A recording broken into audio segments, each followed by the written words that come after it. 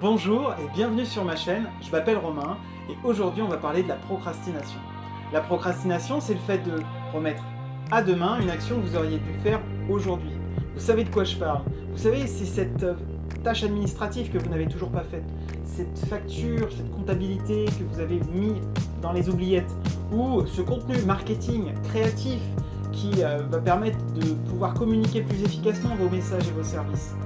Ou c'est cette action commerciale que vous avez laissée à la suite de votre webinaire. Vous n'avez toujours pas appelé vos prospects pour pouvoir leur proposer vos services. Aujourd'hui, ce que je vous propose, c'est 3 étapes qui vont vous permettre de passer à l'action. Vous savez, la procrastination, c'est naturel finalement, puisque nous sommes humains, créatifs, rebelles et intelligents, mais nous ne sommes pas des robots.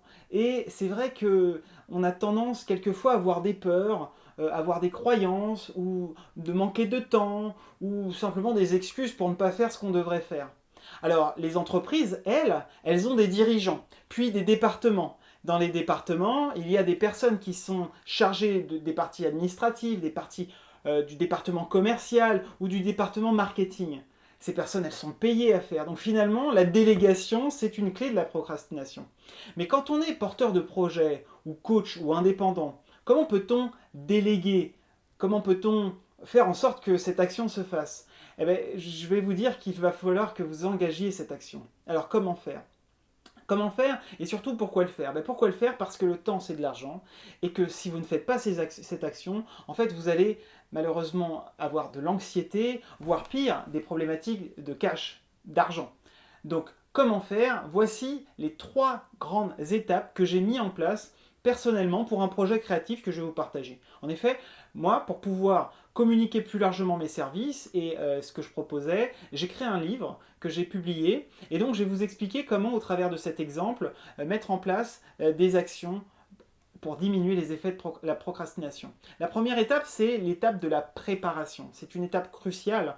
La préparation, c'est simplement de prendre une feuille, donc je vous invite à le faire, vous pouvez mettre pause et puis prendre votre feuille, prendre la feuille, mettre la thématique, mettre votre objectif, et enfin mettre des indicateurs. Mettre votre thématique, ça signifie quoi? Concrètement, moi j'avais mis écrire un livre. Votre objectif, pourquoi? Pour communiquer plus efficacement sur mes services et sur ce que je propose. Et enfin, les indicateurs, ça va être comment je vais pouvoir mesurer la progression de cet objectif.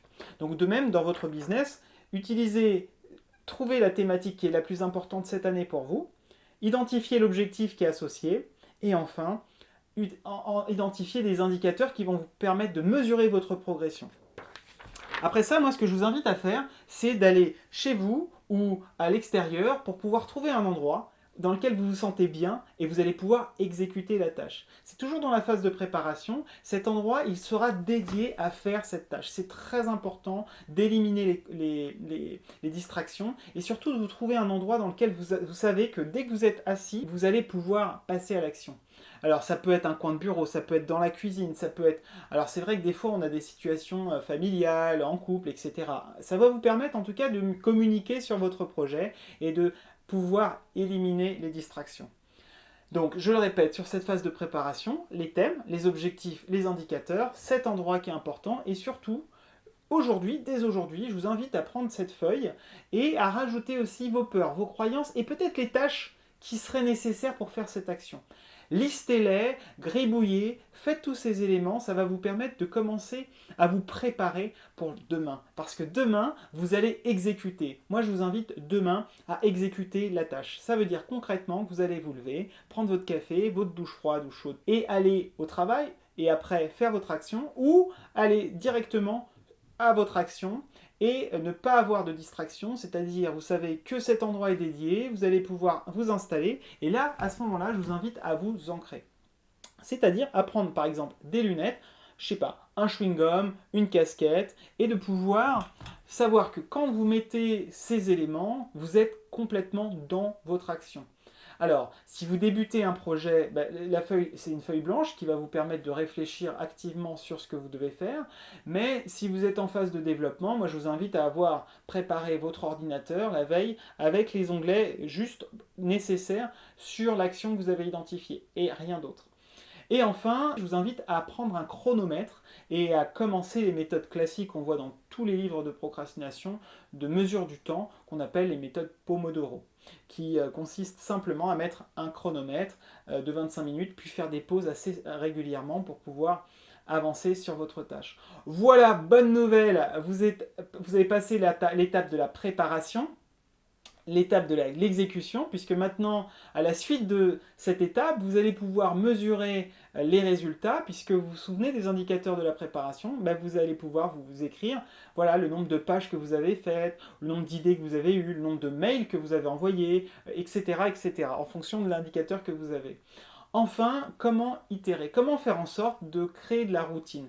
Moi, j'ai une grande technique qui consiste à s'exposer publiquement. Ça veut dire quoi? Ça veut dire informer votre communauté, informer votre proche ou informer peut-être des prospects que vous allez faire quelque chose, que vous allez faire cette action.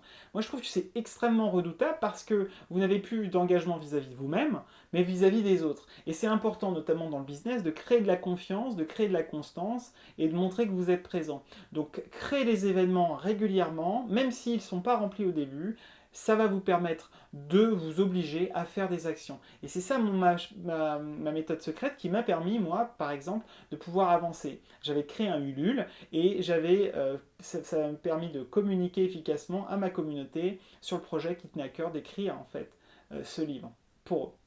Voilà, j'espère que cette vidéo vous a plu. N'hésitez pas à en commentaire me dire quel est l'endroit que vous avez qui vous permet de travailler efficacement, que ce soit chez vous dans un coin ou peut-être dans un café ou dans un espace de coworking, et puis me dire peut-être les thématiques importantes en ce moment pour vous. Et n'hésitez pas aussi à vous abonner, à liker la page, à la partager à votre communauté pour leur donner de l'énergie. J'ai aussi mis dans le descriptif des ouvrages que je vous invite à regarder, à étudier, et je vous souhaite bon courage pour vos étapes et à très vite.